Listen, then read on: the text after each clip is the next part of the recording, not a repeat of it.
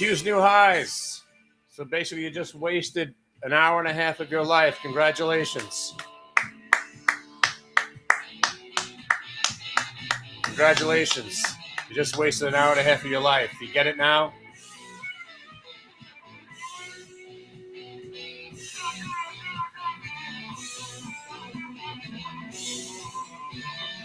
So anyway, hey, what's up, Internet? You peasants and serfs. Yeah, I'm here. By the way, this might be the last show I do at 11 o'clock because you know what? I'm tired of it. I'm tired of giving out free shit. Right? I do enough free stuff for 2 weeks. So you guys and you peasants and serfs out there, why don't you go call your aunt? Ask her about me, first of all. Secondly, ask her to borrow some money. You say you met some guy on the internet. Yes, that way, in a gay way. You met some guy on the internet that's going to change your life, and it's not a scam. I've read about him. He's changing people's lives. The guy knows more about the stock market than any human being there is on earth. And all he wants is $3,000 to spend every waking minute with him to help me learn about how to trade. Intraday, swing trading, investment, options, stocks, bonds, futures, volume weighted average price. He gives out free books, hats, t-shirts. He's charismatic. He's handsome, debonair, funny as shit. All that for $3,000. You serfs down there hanging out in my kingdom. I've been feeding you bread from my window for 2 years now? I got this guy, Jerry. He's on now. Jerry, by the way, Jerry has now broken the world record for the amount of trials that anybody's taken. Jerry now is on his 58th trial. Let's give it up for Jerry. It's guys like Jerry that ruin it for everybody, not just stock traders, but society in general. Guys like Jerry who are out there thinking, maybe I could, I'll just ask for another free thing. Maybe this guy's stupid enough to not realize I've exploited him for the last 3.5 years. Like, scrape your fucking pennies together, Jerry. You're obviously infatuated with me. Obviously, I make you money. Why don't you scurry back and go test another service, right? How'd that work out for you? Right? You try somebody else's service, you pay for somebody else. What? Oh, they went out of business? Oh, and I'm still doing this, right? There's a reason for that, Jerry. So all you sycophants out there, you peasants and serfs, it's time to step up. Join the winning team. You want to make money or you want to fuck around? $3,000's a lot? That's a day's pay.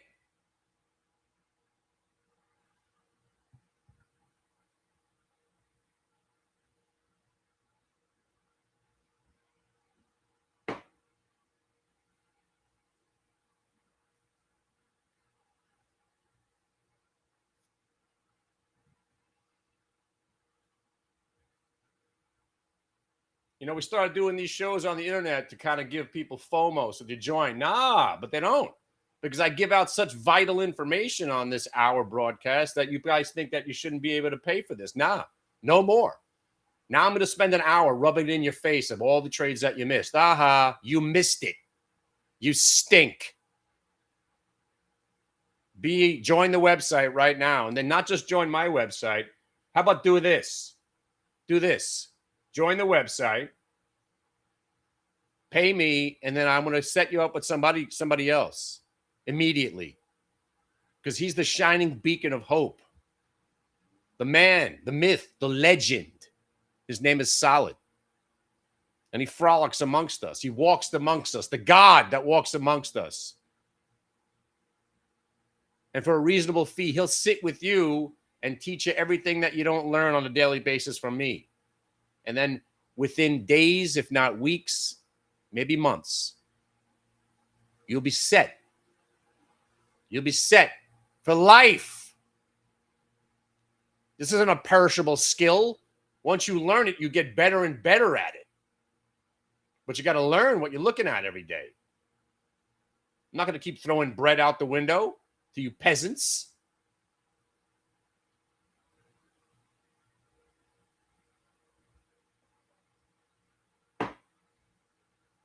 It's time to collect taxes now from the kingdom.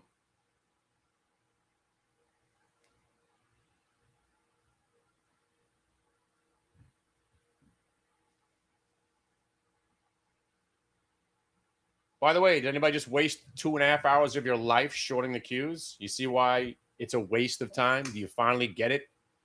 Guy in the back, you get it now? Market never goes down. Jimmy, you get it now? Jimmy, you moron. Why don't you go on one of my YouTube videos and talk about how I'm wrong about the market never going down? Go ahead. Because it went down for like a week there, right? Yeah, sure it did. You know, by the way, depending on your time frame or whether you're even watching the market, let's assume that you weren't even watching the market over the last couple of days, and then it's back to all-time highs. Did it even go down? According to you, it never even went down because you didn't even see it. That's the new bear market. It happened so quickly that you didn't even notice it.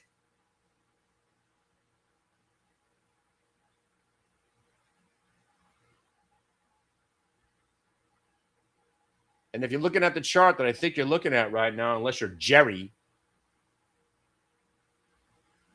you see the faux show bro, right? It works on every time frame. Here's the faux show bro from March, which began the newest bull market that we're in right now. And then another fake out, shakeout right here that probably created a new bull market. So the new bull market started on July 11th, Jerry.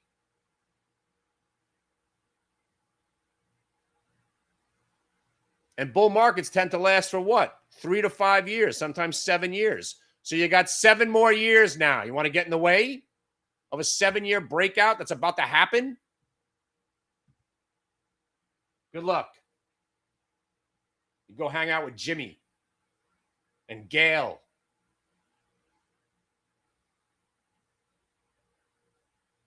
You need somebody like me to keep you focused. I remember when the markets used to go down every once in a while.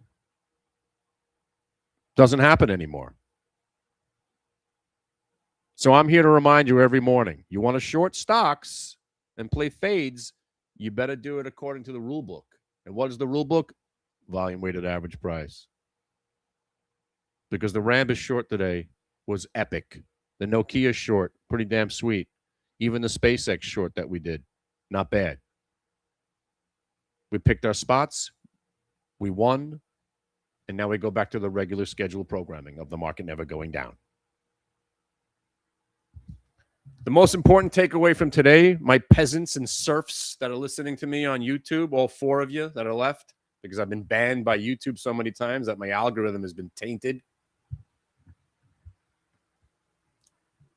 That low print right there on 6/9/26.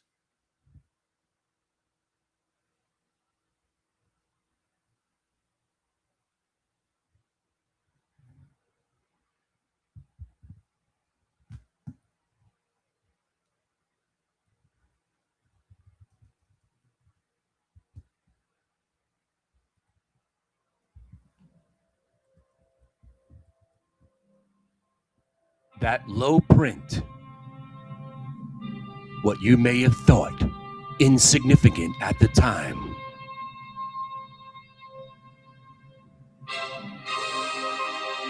that low print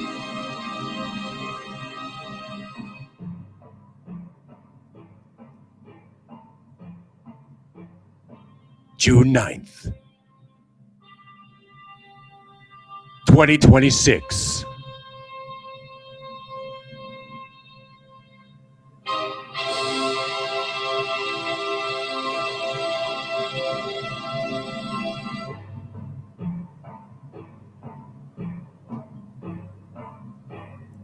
What seemed like an innocent sell-off might be the most significant moment of your life. Because what we witnessed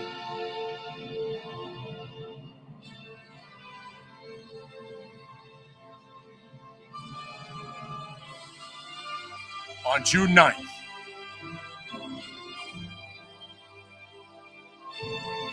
our new generational lows.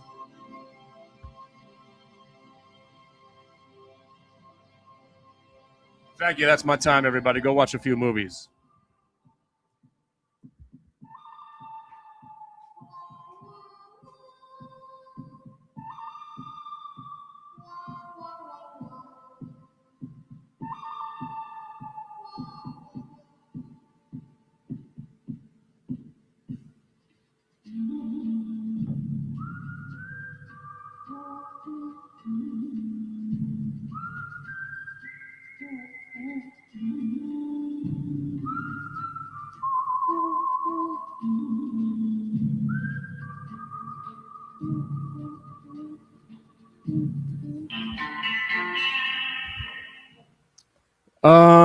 Sure, Kenny. If somebody wanted to go long in the QQQ today in options, there really wasn't any plays today on the Qs.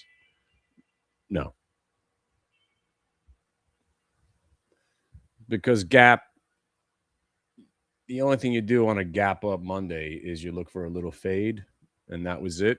And now we're just going to grind higher, probably all day, but it's going to just slowly go up. There's no option plays today. If there was an option play, it had to be buying a 740 on this little mini tiny pullback. That's about it. The trades today were fading stocks that I own. As ironic as that was, it was fantastic trades. So, again, Rambus, 1 minute multi-day VWAP reversal. Nokia,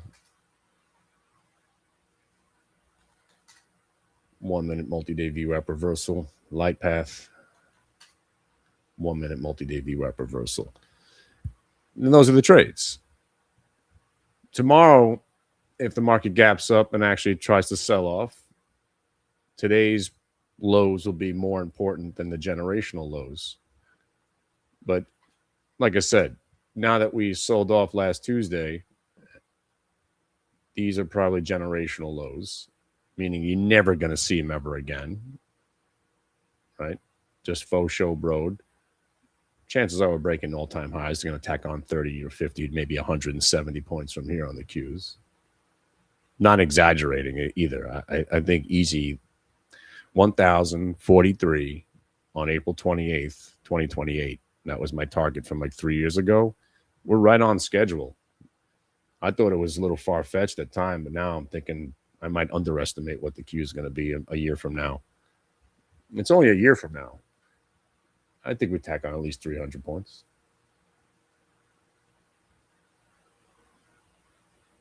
But again, that's irrelevant.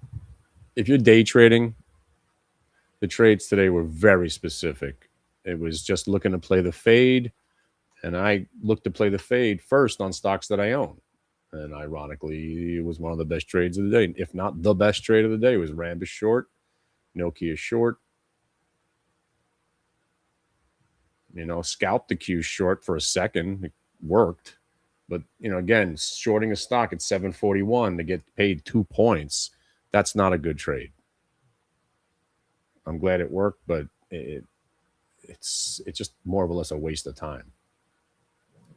Now, listen, it could be another short opportunity on the Qs. Yeah, shorting. Here's another word of advice. Don't ever trade options. And Rambus, don't ever trade SQQ options. They're illiquid. They're awful. They're terrible. The SQQ, never trade them except to sell them, which I do like because they're overpriced and they stink. Terrible.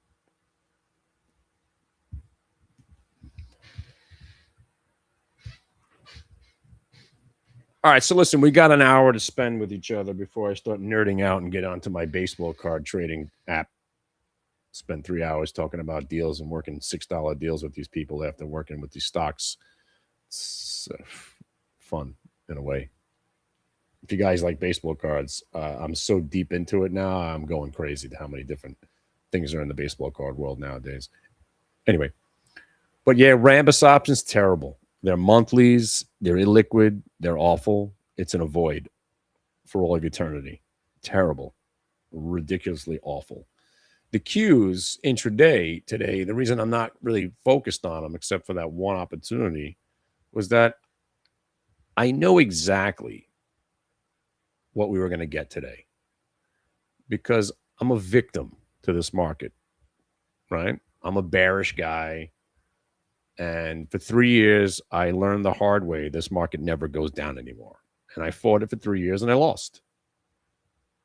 But it was just one battle. I didn't lose the war. I lost the battle. I had to regroup, get some new troops, and now I'm in a new battle. I'm on the resurrection tour, right? Blew my life up for 3 years. So now everything I do now is I victimize my former self. And I understand that when the market gaps up after one tiny brief moment of volatility and then it gaps, it traps the shorts. So anybody that was shorting last Friday, Tuesday, and Wednesday, they're annihilated now, right? So now they're trapped on this power gap morning. And that's what this is. We gapped above resistance. We're power gapping. We power gapped again. This is 5 power gaps in less than 400 days. I've never seen it before. They're not allowing you to short, and they're not allowing the market to go down. Power gap, that monster one we saw last April on tariff day, where they flipped the switch. We had a 10% move in the market. Still incredible. If you were there to witness that, it was something. And then obviously the market tried to sell off on, I forgot what the reason was. It doesn't even matter at this point. And then they power gapped on March 31st. All right, we were selling off because of the war, right? Right, sure, right. Right. Yeah, that's why we were selling off, because of the war and the price of oil, right? So then we power gapped on the 31st, power gapped again on April 2nd, and this power gap today. Because the market was going to have some issues here, but we gapped above the issues. Power gap. So now that we power gapped, it traps all these people. Everybody that was staying short. Oh, that was the high of the year. Oh, yeah, sure, right. High of the year.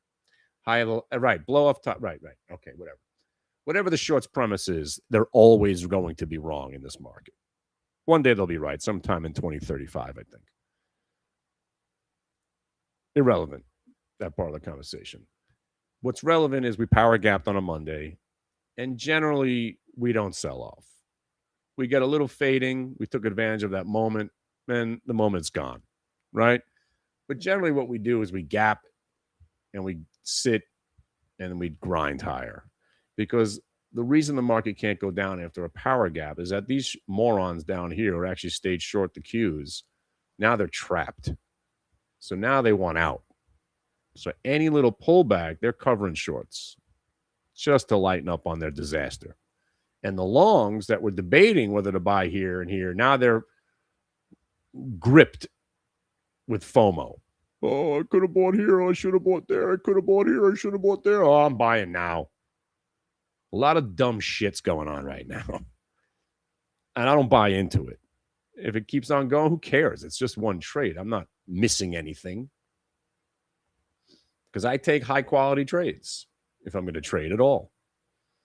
That's why shorting the Qs today, you had one chance. And that was after we had a little topping and then a follow-through candle for the VWAP retrace. And that's all you're getting. And those are now probably new generational lows. Fat Finger Freddy. But long story short, let's go back to what really worked today, right? It was Rambus. And all you're doing is you're shorting the blue line at 155 and change, using 157.50 as your out, right? $150 stock, you're risking $250. Orange line was here. So you're like, all right, cool. Why not short the stock, look to play the fade, a couple of hundred shares, let's call it 155, 2.5 point risk, $500 risk. But so how do you calculate what your reward could be? Your reward, you're down there at the orange line. You're not thinking it's going to go to 147, but you got to factor it in. Risking 2.5 to possibly make 8. And look how nice this trade is. in the face of this massive gap bull market, we got a stock that actually went red. So if you're just joining us, hi, my name's Kenny. I own Rambus. And the ironic nature of this morning was I said, if you're going to short stocks, start with the 3 stocks that I own, because the market likes to piss me off. Right? So now all that conspiracy about how the market revolves around me, I proved it this morning. Like I prove every morning that the market is rigged. And for some reason, it's rigged against me personally. So as the ironic nature of this market continues to be reality, why not short the stocks that Kenny Glick owns? But you only do it once it confirms a real reason. You got your idea? Oh, man, Kenny seems to think the market revolves around him. Oh, shit, it does. And look at this trade. And before that, we shorted Nokia because I own it. Right? Now, remember, a lot of people lose me on this conversation. Wait a second. How could you short a stock that you own? Or how could you short a stock that you don't own? What the hell are you talking about? I thought you said the stock's going to 250. Why are you selling it? I'm not. So in my long-term account, known as the machine, that's my long-term account. In the machines account, Nokia still lives, LightPath still lives, and Rambus still lives. But because I know the ironic nature of this market, my stocks that I own will probably be the first ones to go down today. So I look to short those stocks. But still, that notion needs to be validated. Validated by what? Price action. There's Nokia, the inability to get back over the VWAP, breaking a whole number, short it, using that 13-cent risk. Rewards waiting for me down here at 14.75. That's $250. Why not? And then it kept telling me, hey, your stock stinks today. The one stock that seems to be going down is the one that I own. Ironic or not, here it is. I live in the world of reality. Is this really happening? It certainly is. But it all started with that and this, and then a multi-day VWAP break, and then 14.75 gets me 14.50. And that's the whole trade. But that's a $500 trade now. And that's day trading. Rambus, same thing. So this whole endeavor that we get involved in each morning, you could have whatever idea you want.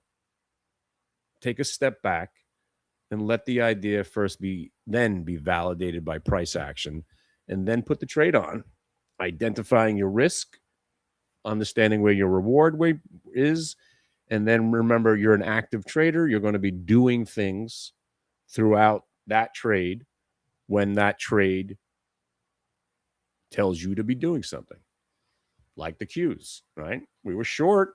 We were hoping that it would amount to something. We were delusional enough to get involved in the first place because the market gave us permission. But then it held VWAP. We were already saying, this trade's probably not going to be good. But we held on. And at 741 and 742, those were the stops. You got out at 741 and 742, the trade's over.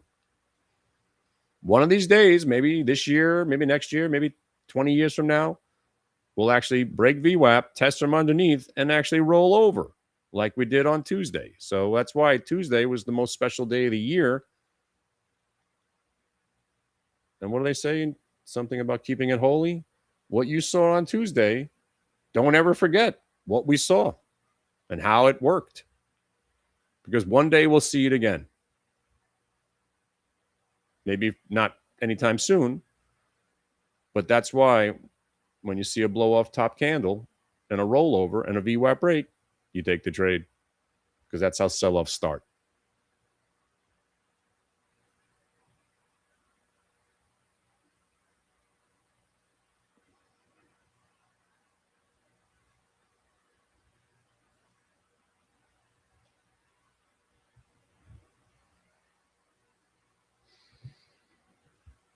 So if you read the email today, if you heard my ranting this morning, you're not going to be doing too much today because it's a Monday power gap. We get a little chance at the beginning of the day to do something, and then we just grind. And we're in the grinding stage right now. I'm probably going to grind all the way to 745 on the Qs, possibly all-time highs. Gap again tomorrow, blah, blah, blah. So if you guys want to see something else that I did, it was a SpaceX short. So right here, I saw a blow-off top engulfing bearish candle. And I was like, ooh, that's something. Let me short on the roll. Got paid. Understanding shorting is short-lived and I'm going to die. Take the profit. Get stopped out of VWAP. Done with that trade.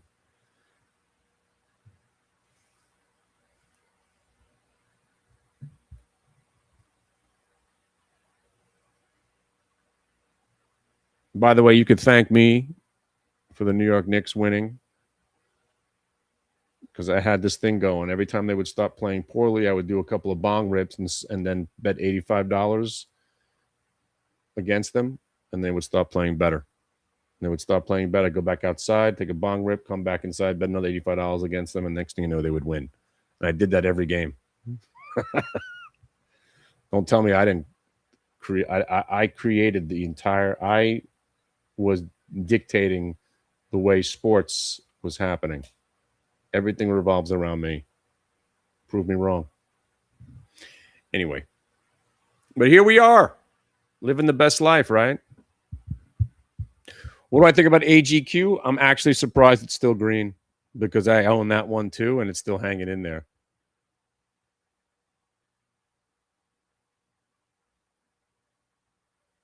Oh, ND. Yes. Baseball cards. Yeah, it's back. They're so back, except we still stink. The cards from 75 to 89, where most of our collection is, still tainted by the steroids. Yeah, we're never getting out of those McGuire rookie cards. And nobody cares about Paul Molitor anymore. I've got like 50 Paul Molitor rookie cards. I've got 10 of every 1983 top set, Topps, Donruss, Fleer. Nobody cares about Wade Boggs. Nobody cares about Tony Gwynn anymore. Nobody even cares about Ryan Sandberg. Nobody cares.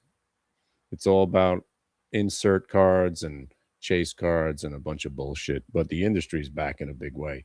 The old cards have come back. Very nice. Your Mantles, your 54 top stuff, that stuff. But that sweet spot that we grew up in, we're never getting our money out of that. We're never going to see McGuire rookie cards back to 250 or 500. All of those 87 Fleer sets that you own with the Will Clark and the Barry Bonds and the extended sets, garbage.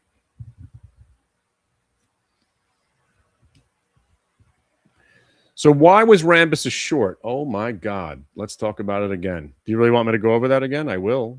There's like nothing else to talk about. You guys still with me? Dungeon, hit the bidders. You see how this day's just more or less come to an end, right? We're done, right? So now we could just sit here and just chill, right? You're not buying the Qs. You're not shorting the Qs. So what are they going to do? They're going to grind.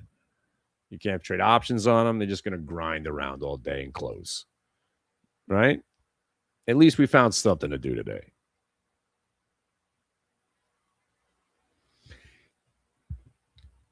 Yes, rookie Griffey will always be a classic card. 89. I'm thinking 89 up a deck. You must.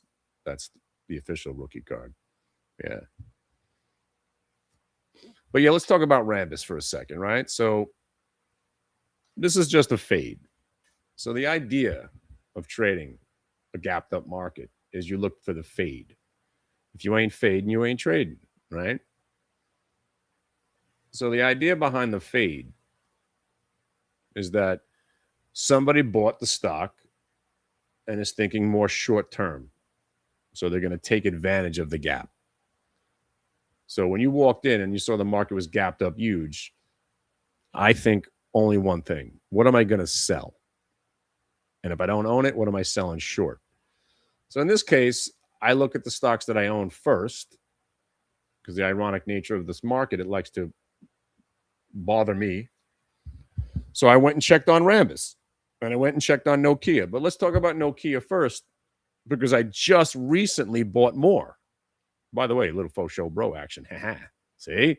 Oh, this is even a better story now. So again, let's go back to way back when Kenny was 25 years old and I had a portfolio of stocks. And then I became a trader. My first thing I would do is I would trade the stocks that I owned, but I already owned them.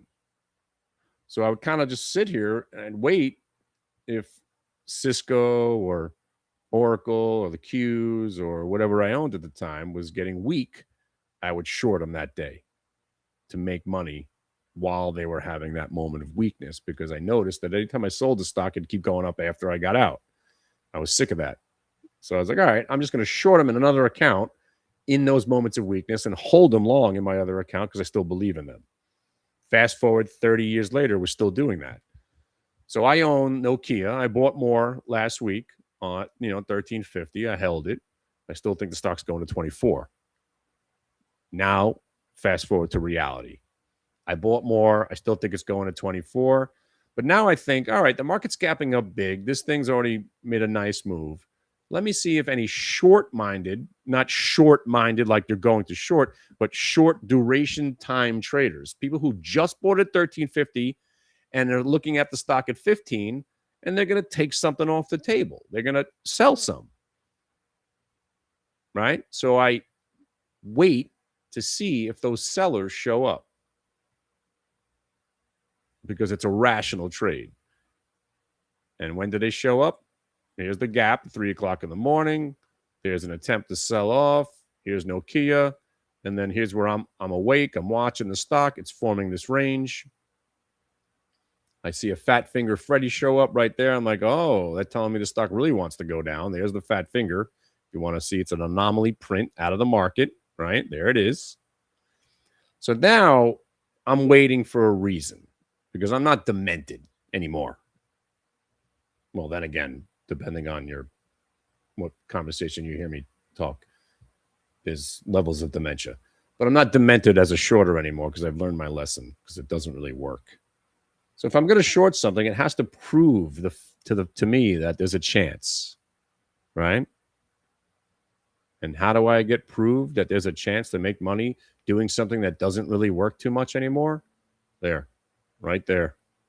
Double top at the blue line, rejected, and roll. That's a reason to short something.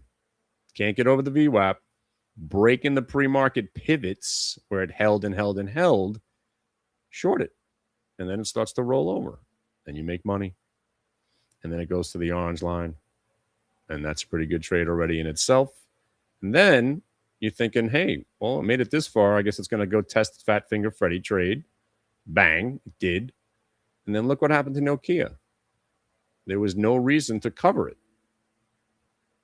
So 15 gets us 14.75. You take some profit. 14.75 gets you 14.50. Right? Pretty much done with this trade. And then you got yourself what? And this is why I love this trade, because now it's showing you fake them out, shake them out, range break, holds it. So now Nokia went from being a nice short, the covering, to a nice little scalp long. And now if it recovers, this is the anatomy of why I do what I do now. So I'll take advantage of the short-term weakness on a stock that I own by shorting it intraday.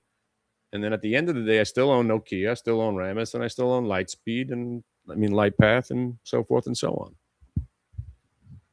So the Rambus was the same thing.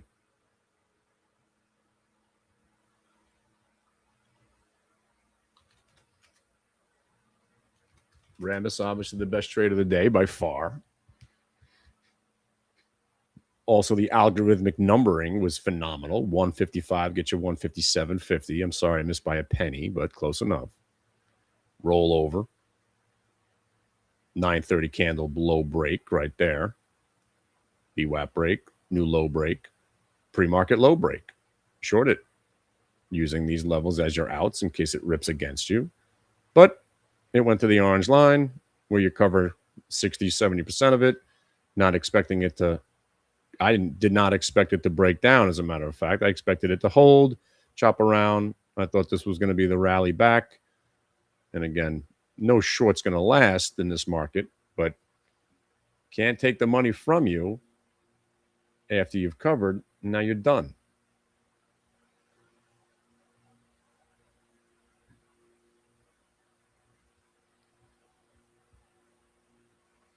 And by the way, it's a buy, right? So all these trades, right? SpaceX, I shorted that, turned into a buy. I was going to short Oracle. I didn't get the print. Obviously turned into a buy. Faux show bro, VWAP break. I was short the Qs momentarily. Obviously turned into a long. So unless you're delusional, you're seeing what I see every single day. Shorting is short-lived and you're going to die. And I know that. A lot of people don't realize it, and that's why I say it every day, at least 150 times. Can you make money? Sure. There it was. I shorted SpaceX, the Qs, Rambus, Nokia, lived to tell the tale, and now I'm not short any of those stocks, and now I can go back to being the bull market participant. As a matter of fact, Rambus might be a buy right now. Let's see. You see that? I just bought it. See how I sent the limit order and I got done? So now watch this. I'm going to put it on the offer right now. See if anybody buys it from me immediately. You see how quickly my order's out there? I don't got to think. I press the button. I'm in. That's not even a millisecond. I'm already on the offer. You see, I just throw it. Again, I only have 100 shares. I'm just showing you examples. Usually I'm doing this in my other account anyway. But you see how quickly I buy something and then I put the order out there. And then if I want to put a stop, I just hit the button, sell, stop, limit, bang. Oh, I didn't mean to do that, but see, I'm fucking goofing around. I just sold the stock. Still wound up making 20 bucks on that trade because I got it at a good price. I didn't mean to do that. See, I hit the wrong button. I hit the limit. I'm supposed to hit stop. And now I'd be getting done. If you just bought some Rambus, good luck. I'm just sold it. So it'll probably start ripping now. Good luck. This guy moves out of the way. It'll probably rip to a half. And next thing you know, you got a winning trade. There you go. How's that for a winning trade, right? Now that I sold it, it'll probably rip 2.5 points immediately. And this is how trading happens, right? What's that?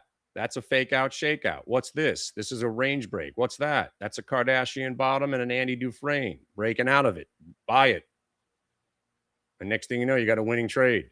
It ain't hard, people. It ain't hard. It ain't hard. You just got to push button, identify risk, push button, put an offer out there. And if you had bought 300 shares just now at 45, you could go on the offer right now or just sell all 300, and that's a day's pay right there. Let's say you bought 1,000 shares at 145. You're up $750 right here on this little tiny move. This ain't hard, people. Once you get what you're doing down, and you're going to get it with me and Solid guiding you every day. That's why I never stop talking. There's never not an opportunity. That's why I have zero fear of missing out. Missing out on what?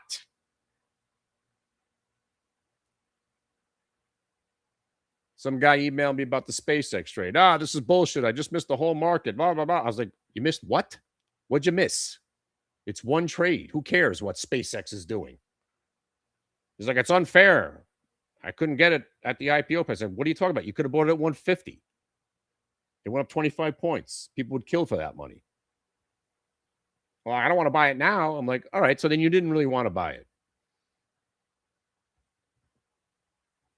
If not getting it at 135 prevented you from getting in at 150, you really didn't want to buy it in the first place. You're just complaining about something to complain about. You know what I'm complaining about, Guy, if this is you listening in? I was promised a fucking market crash, right? SpaceX was going to take the liquidity out of the market, and the whole market was going to have a mad exodus. This was going to be a blow-off top for the ages, eh?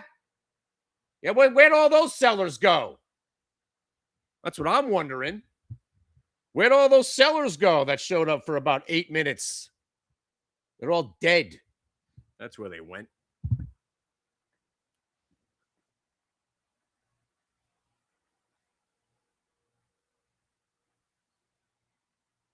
You'll be careful next time. You'll be dead.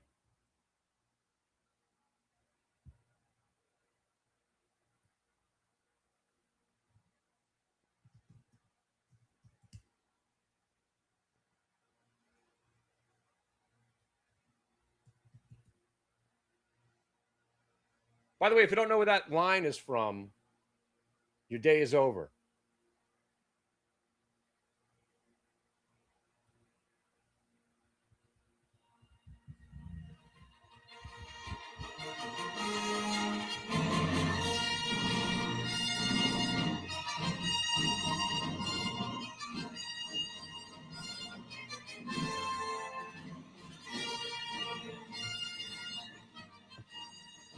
In a world where the market only goes up, one man stands alone.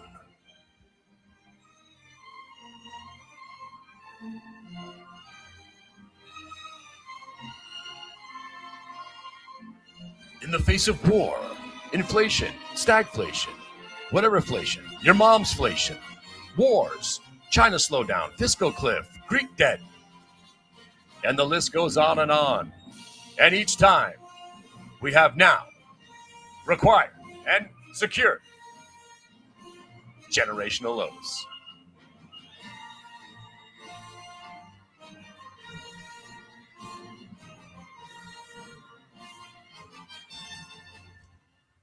That's the scene when he's in there. Come on. When he's looking for Han Solo and the guy next to the guy, the alien dude with the face.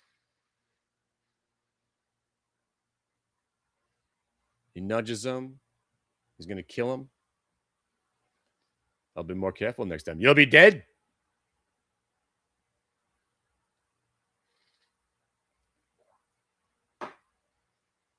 Fast ship.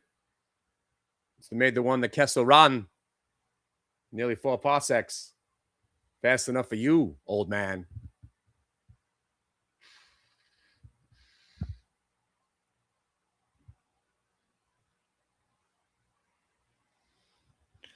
So you peasants, what are you doing out there down in the dungeon, right? Today's your last day, by the way.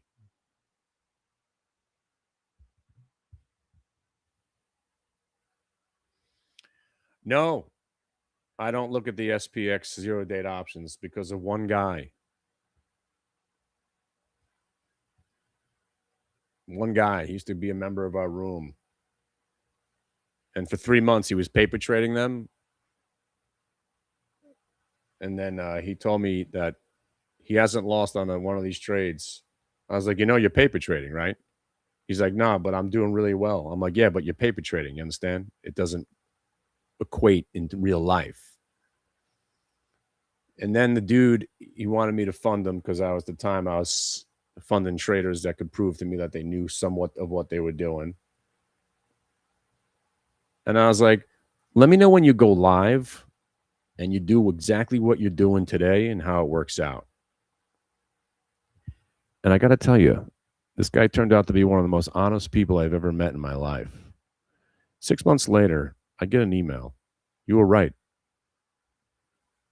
I finally opened up my account, and I haven't had a winning day in 3 weeks. And I responded, no shit. Because paper trading is bullshit.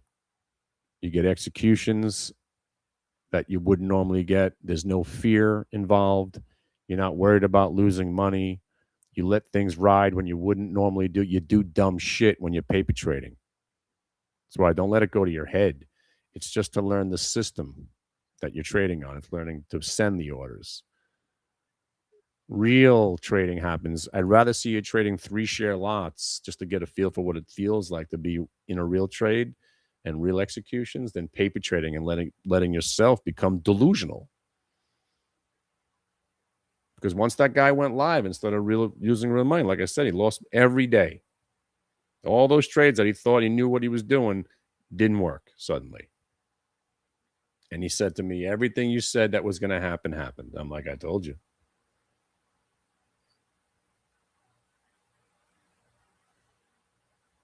And he wanted to be my latex salesman. Vandalay Industries.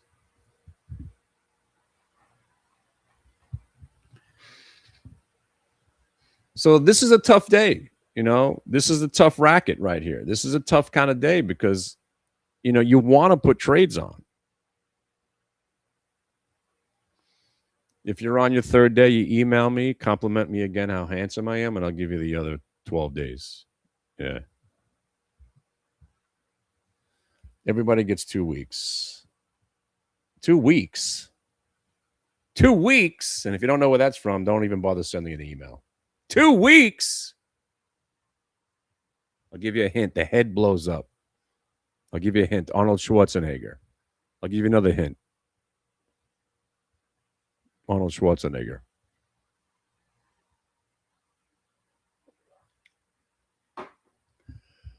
All right. But anyway, let's talk about this Clove trade for a second, right? So somebody on Friday said, well, that trade didn't work. And no shit. I didn't even put it on because it never set up, right? The trade was interesting enough on Friday.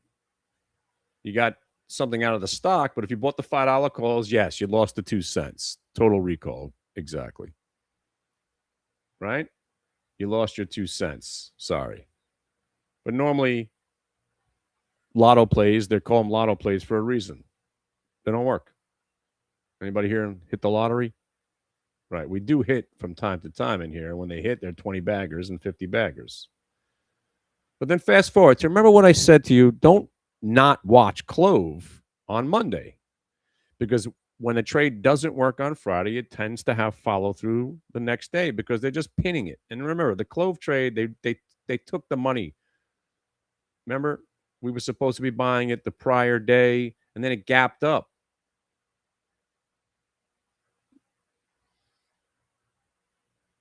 And if you're mentioning the $2 paperboy guy, I love you. Do you know how much the street value of this mountain is alone?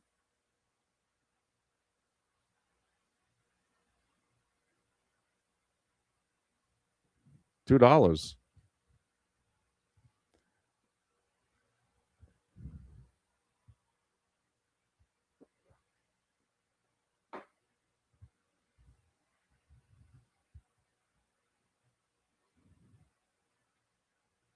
French fries, French dressing. Oh, look at you. You're in my head, bro. Sick. All right.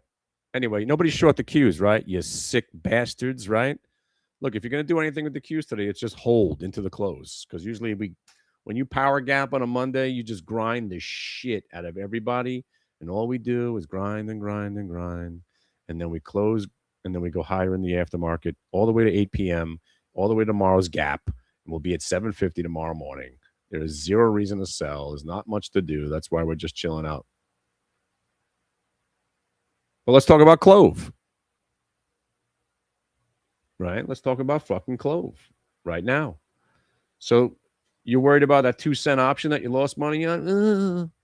Okay. So maybe you came back today looking for what? Looking for vengeance. Right? A lot easier trading stock than options if you haven't heard. You got a faux show back at 450, VWAP break, pulls back, holds it, and it holds the last fake out shakeout for a VWAP break at 61. 61 gets you what? 91. That's 30 cents. There, that made up for your trade. What did I tell you? If the trade doesn't work on Friday, make sure you go back and get vengeance on it on Monday because that's what usually happens. And what do we trade here at the Hit the Bid chat room? We trade probabilities of what usually happens when validated by VWAP and prior day VWAP. 1 minute multi-day VWAP reversal on Clove. I mentioned it briefly earlier, but no one was really paying attention. I was putting on Crimson and Clover, and next thing you know, Clove started to move. And if you don't think I control the market, now you know. Lane Meyer to attempt the K12 right here. All right, what we're missing right now, as the Wizard's texting me, is why are we not buying a faux show, bro, on SpaceX? Oh, we are. Wizard. Thank you for the heads up. And here is why. When I say shorting is short-lived, I was short SpaceX today. Twice. Blow off top, roll over VWAP break. Blow off top, VWAP break. I'm in both times. Made $120 and I made $40 right there. Fake them out, shake them out, VWAP break. Fake them out, shake them out, VWAP break. And now all-time highs. And I still own the SpaceX. Just like I own Lightpath and Rambus and Nokia. But intraday is a whole different thing. Intraday, you stay focused on price action. And then other than that, everything will be a buy for the rest of eternity. And I'll be 55 this year, and I'm probably going to be rip-roaring like this for at least another 5 years. And maybe when I'm about 60, we'll have our next bear market. And that's not even a joke. I don't know if the market's going to correct or crash in the next 5 years, but I do believe, I'm not trying to be funny here, these next 5 years, we're going straight up.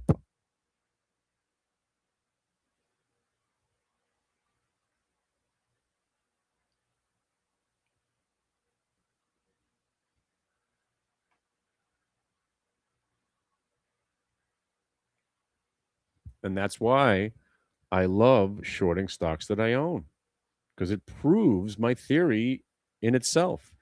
Shorting is short lived and it doesn't work. But I could take advantage of these little blips on the radar and short SpaceX twice to then buy more SpaceX with that money. I could short the Qs for a little bit and use that money to buy more Qs. I could short Nokia to buy more Nokia, and so forth and so on. But if you lose focus for a second, you're going to get run over by this market. Because if you haven't heard,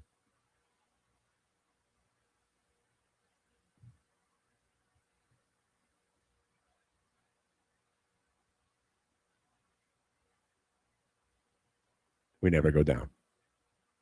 That was a dramatic pause for.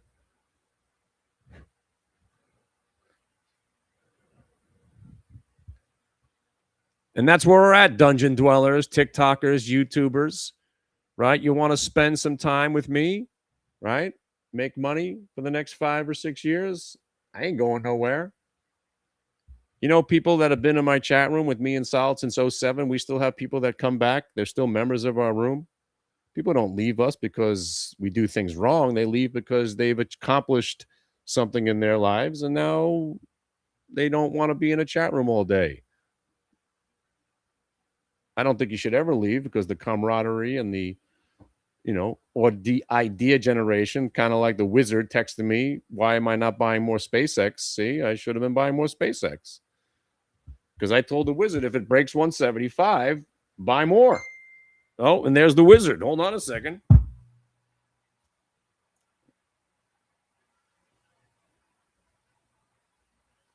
And the wizard's already selling some at 177.50. Good job, wizard. 175 get you 177.50. Very nice. Now, again, I'm still shocked right now that last move didn't get us to the 180. But also, take a look at this, friends. Where is SpaceX now? Here's the 2 days that it's been alive on a 5-minute chart. We did break the highs of its life. So let me repeat this again. I'm never selling SpaceX unless it breaks 150, or once it gets into the 200s, I might raise my stop to 200. But it's got to get there first. And like I said, if it gets over 180, which I expect to see today, 180 gets you 250. 250? Yes.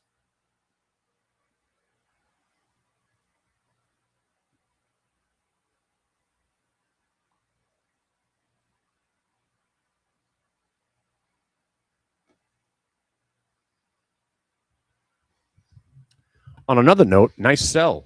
That's 177.50, wizard. Pretty sweet. So here, on a notion of bearishness, I know that doesn't really exist too much in this dojo anymore.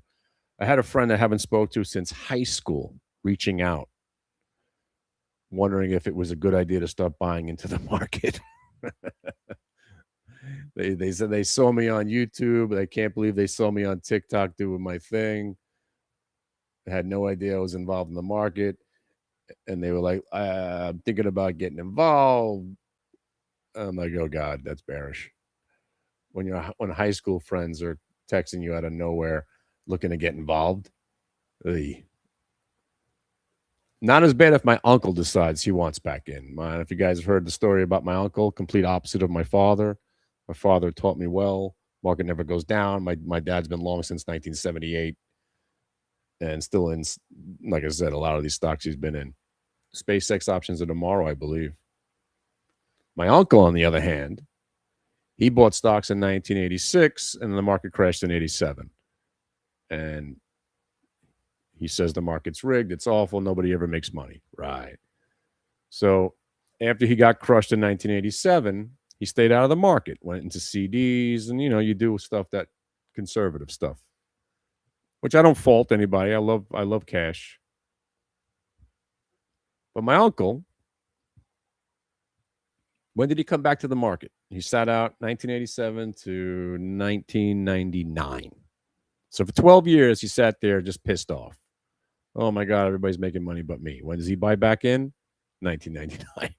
He calls me. He says, "What's this stock all about that your dad owns?" He was talking about Cisco at the time. He's like, he's like, "I just read about it. I'm thinking about buying it." I'm like, "Well, my dad's in at $22. The stock's at 88. You sure you want to do this?" He's like, "Well, it should keep going up." I'm like, "I don't know what it's going to do, but I just want to let you know it's a 400% in 18 months. That's usually not the best time to get involved." He's like, "Oh, well, blah, blah, blah, blah." He bought it. And what happened? The market crashed. So my uncle's experience of the market is that it only goes down because he bought in 86 and then it crashed in 87. He bought in 99. It crashed 3 months later after he got involved and it was a disaster. He got out at the lows. What did my dad do? Bought more for 22 years, still owns Cisco up until about a year ago. Made a lot of money trading Cisco. One guy's view is one guy's failure is another guy's success. Fast forward, my uncle stayed out of the market until when? Until he read the coast was clear. What year was that? 2008. Here he comes buying back in to some, I think it was actually some, ironically, photonic stock that wasn't ready to go. I think it was like a light path type of stock. I forgot what it was. But he read about how Lucent was going to take this company over. And I'm like, "Unc, here we go again.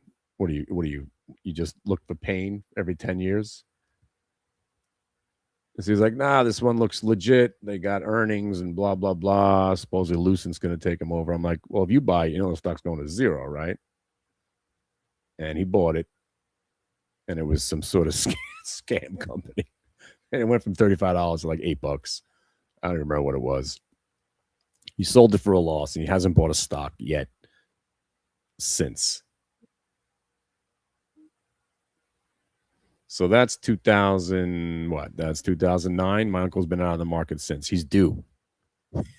He's due. When my uncle says, "Hey, what do you think about these cues here?"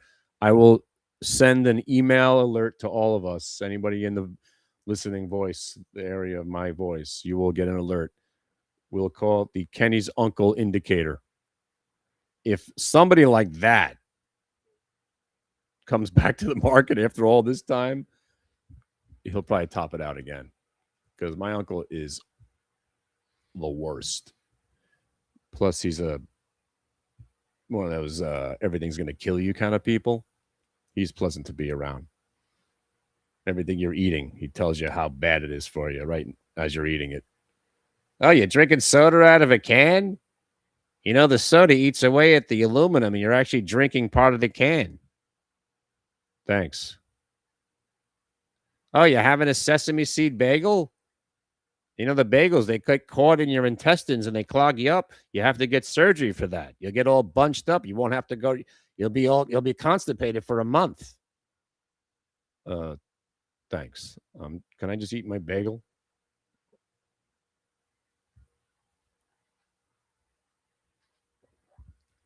He's the guy that walks into a store. He goes and finds a security guard to make sure that they know that he walked in with certain things, in case they think he stole. I'm like, "Uncle, no one's going to think you stole the water bottle.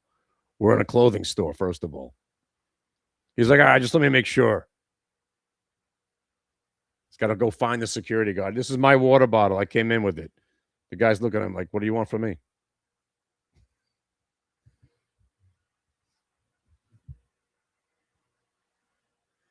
Anyway, that long story is something we should be on the lookout for. When everybody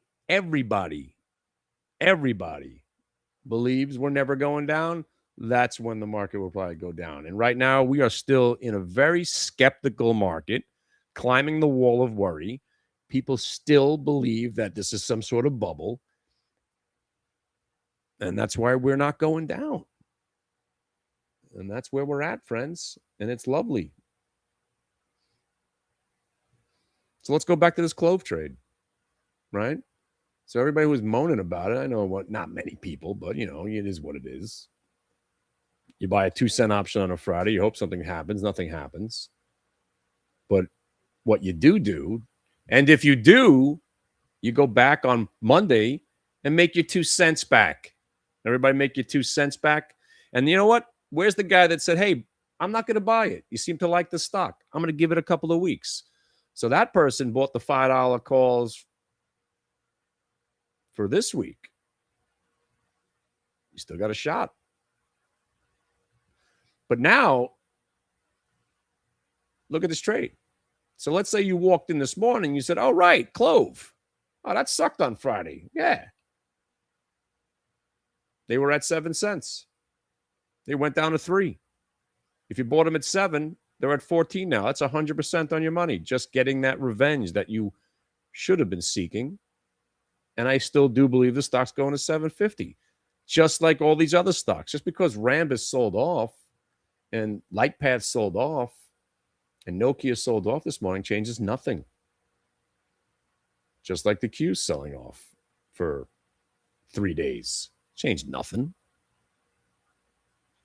Even if we would have got a little bit of a follow through to the downside on the Qs, I thought maybe we could. 686. I thought we were going to flirt with the 675, but we didn't. I thought if we broke 675, we could actually get down to the 652. Factored it in. I thought maybe it could happen, and then it doesn't.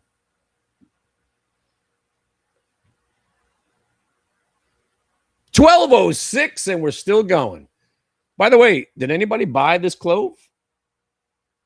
The premise is still the same. We're still in that massive Kardashian bottom, Andy Dufresne. If you look at the long-term chart, right? Here's your max. Go back on a weekly. Oh, look at it now, right? Something you might want to own.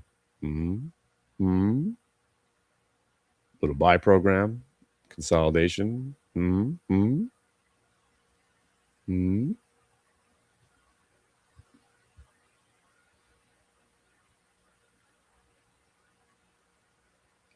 By the way, speaking of long-term trades, let me just show you that Nokia again.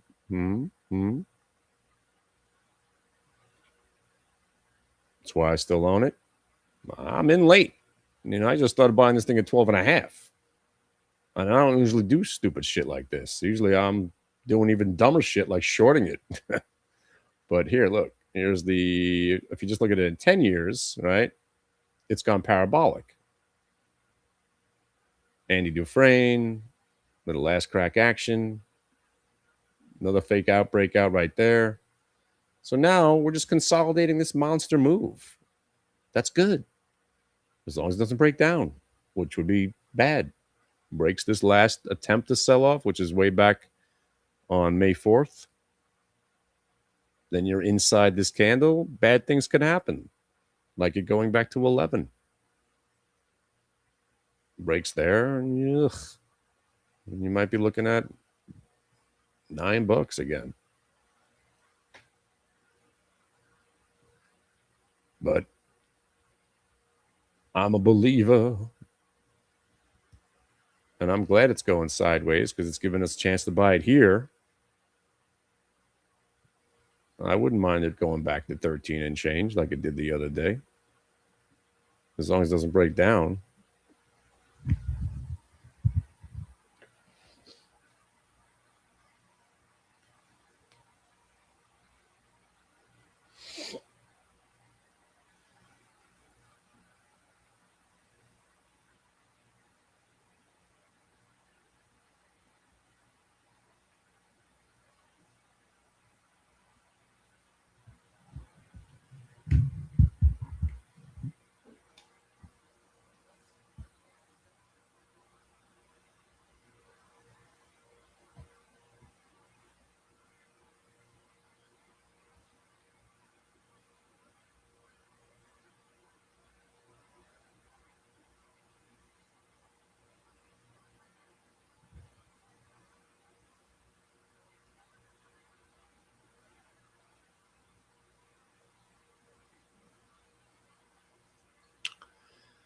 So I'll leave you guys on the internet with this notion. Ironic nature of this market might play out again today, right? Massive gap, power gap Monday. Chances are there's not going to be any selling today, right? So we could have a turnaround Tuesday where the sellers finally do take some profit. So, again, if they show up tomorrow, it'll be from these upper levels. I don't mind giving the short another chance, but I think we're at all-time highs now. No, we're still 4 points away from all-time highs. I'm assuming we're going to go test that.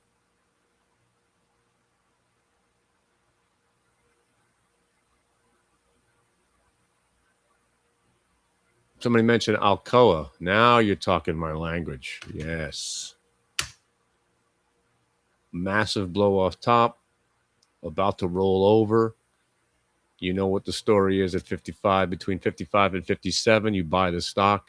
It's worked, I don't know, 17 times in the last 2 years around that price. Keep an eye on that. Yeah, that's nice. Wait for it.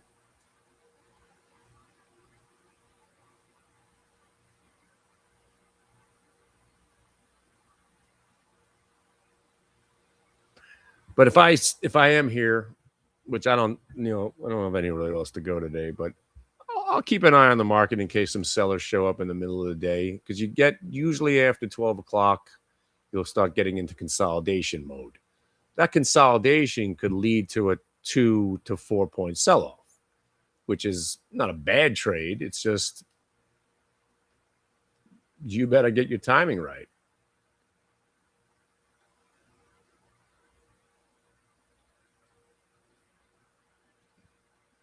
All right. All right. So if you guys have any questions about TradingView, I think Solid might be around. He's the guy to ask that. If you're having issues with the room, that's a stock market media question. If you guys are in the dungeon picking up scraps, well, I'm flooding the dungeon with alligators and fire tonight. So if you want to stick around, if you only got a couple of days like our pal Mark here, just email me. Say something pleasant about my bald head.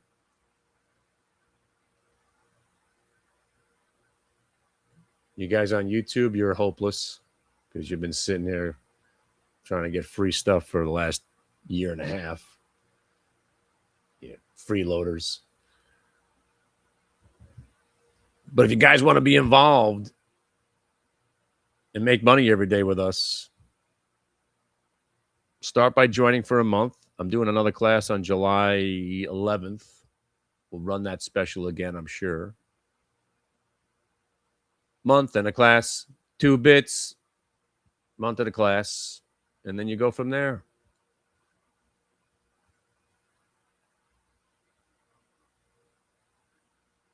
And hopefully you guys have been impressed by my... What would have been your ideal entry for Nokia? You mean today or in life? Today was just a short when it broke the whole number. And then a cover at the half. If you're thinking long term, there is no bad price. Buy it now. If you're thinking about holding it for the next year and a half, then 1465 has no difference to 1365, because I think the stock's going to $25. So you'll either make 8 points or 9 points. It's irrelevant. Or you buy a little bit here, pulls back, you buy a little bit more. It's about whether it breaks down. If it breaks down, you take your loss. Hangs in there, you hang. Oh, by the way, nice little recovery today on Nokia. Nice. But for a day trade, it's completely different. Day trade, it's just the price action, and you're navigating the trade. I think they're charging $299, $259. I have no idea. I just show up and start ranting and raving and trading. That's why stock market media, if you don't know, those are my friends that I call the corporate overlords. They just run the site for me. The dungeon I still run sort of myself. But if you haven't taken a whirl in the dungeon, just let me know. I'll throw you down there. You get your 2 weeks up front. But then we we insist that you get a VWAP tattoo on your forehead. And don't be like Jerry, email me every 3 weeks. Hey, you think I could get another trial? As if I don't know. Jerry.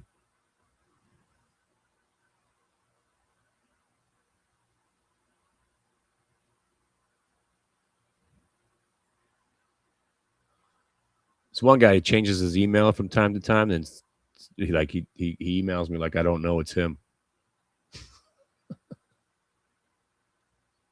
If you love it that much, and I know you're out there listening, you love me this much. It's not a lot of money. Apparently, you're infatuated.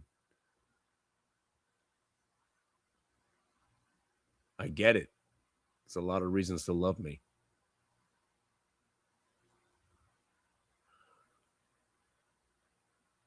So go ask your girlfriend for the money or something. I don't know. Sell a kidney.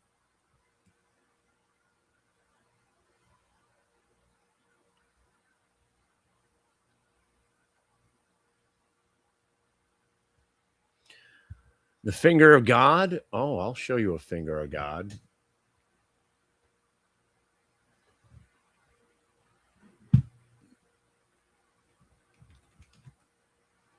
Yeah, there you go. Nice recovery on light path. Just like everything else. That's why shorting is short-lived. The finger of God. Well, it's kind of right there. Whoa.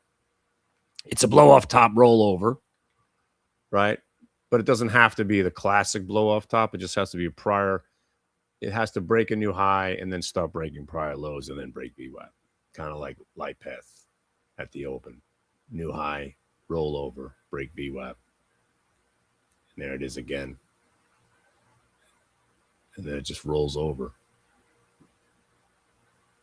1 minute and then usually there's a 1 minute multi-day VWAP break in the middle.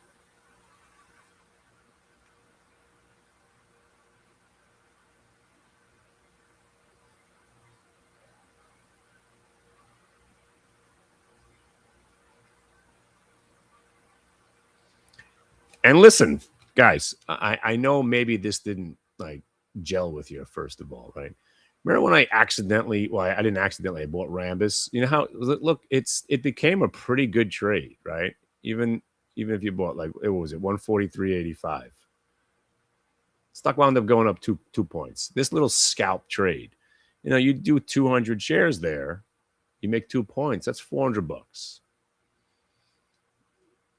Depending on what your made a day's pay is, you know, everybody's got a goal for the day. Or you should. It's not a little bad trade right there.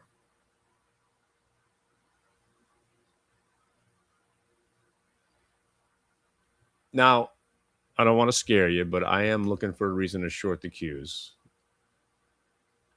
And I think that's what's going to keep me from not trading today, seriously.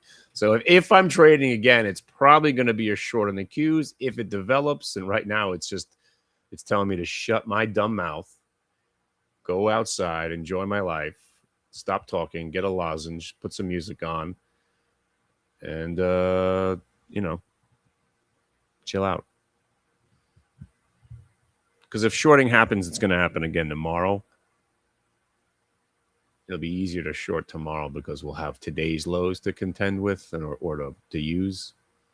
But these gap and these power gap Mondays, you're seeing why I generally don't even I usually take the day off. But at least we found some stuff. At least we found a few trades. I mean, that's nice.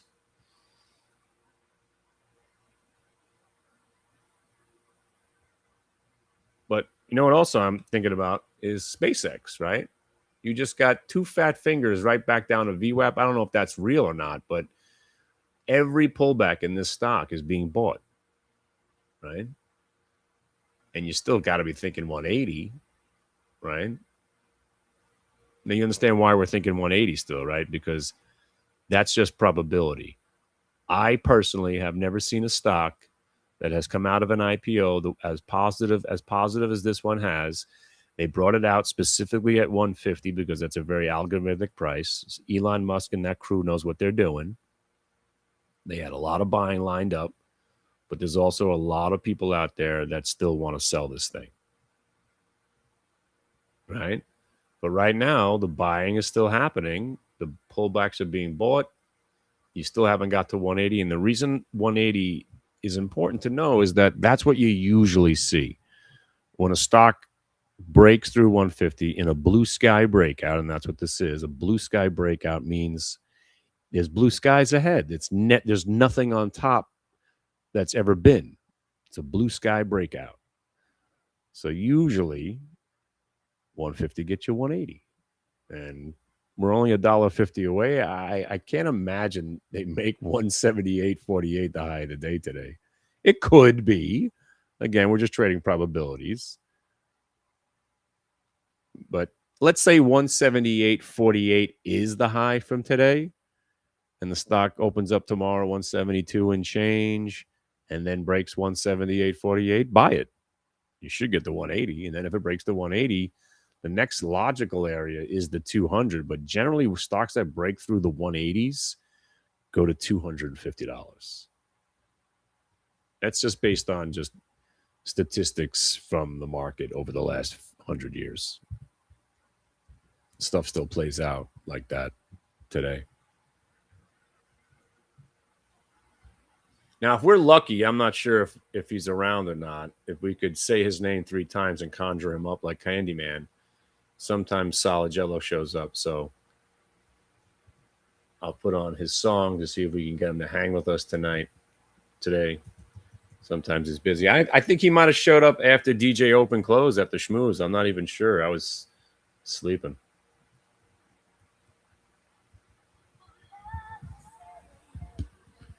All right, Internet. YouTubers, I'm signing off. Go find that extra scratch. Join us. Join us next for the next class. And then you'll meet Solid Jello. I'll see you guys. I love you. I appreciate you showing up and watching the show. I do. See you, Internet.